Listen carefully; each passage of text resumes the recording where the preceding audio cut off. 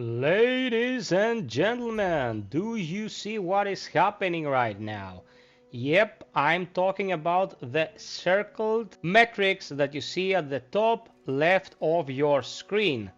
This is me running Monster Hunter Wilds with a 3070 Ti and frame generation on, because as you probably know, if you're dealing with PC for any amount of time, what Nvidia has been doing the past few years is just trying to fleece us, hiding specific abilities of the GPUs behind the paywall, that paywall being buy a new card every 2 years. So in this video I'm gonna explain how you can, one, use frame generation on a 20 and 30 series card in order to help you play this game, and overall how to improve by performance by 45 to 50%, even if you're running a rig that would normally have a lot of trouble running Capcom's latest botched game, because Monster Hunter Wilds is a very good game, but the programming for PC as usual has been utter crap.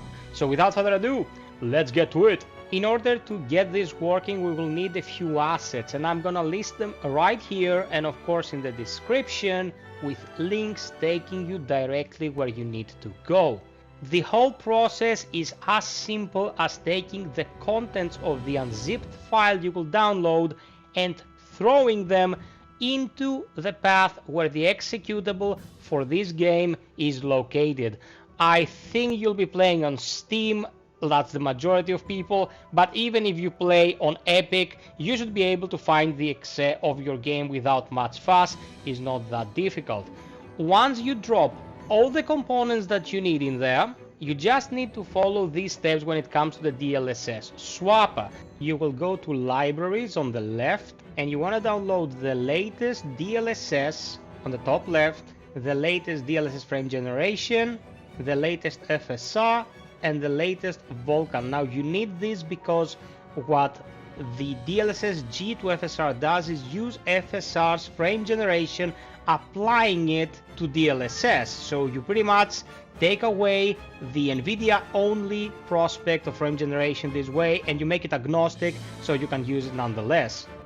Now the last part, in case it's not working yet, is use the Nvidia Profile Inspector. That is the last optional asset I'm suggesting. You just run it, go here, tap Monster Hunter Wilds, click on it, and if you get this green border, it means that everything is good to go. You probably just need to restart Steam or restart your game.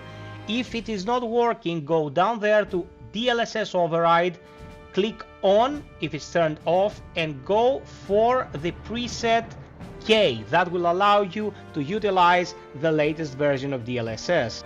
If everything was done correctly, next time you boot up the game, you will be greeted by these two windows. The first one on the top left is the RE framework, and the second one asks you if you wanna activate FrameGen. As you can see here on my specs, it lists 3070 Ti, and the frame generation on the left is indeed enabled. How about that?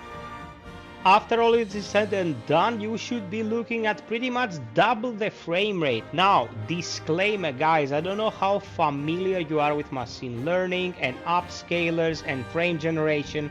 It's not a magic bullet. It will not make your troubles go away magically. What it does is interpolating frames so you get a smoother frame rate, but there is a very real and high chance that you will experience latency for this benefit. This would have happened even if you were running a 40 or 50 GPU. That is because the process takes some time, that time being milliseconds, but it is still there. It is not the same thing as running native resolutions. Second, it has been recorded by a lot of users that after about a couple of hours the game might crash. This might have something to do with calculations because of the added load or any other reason, and we cannot work around it at the moment, although updated versions of these components that we installed are already in the making by the modders and the community.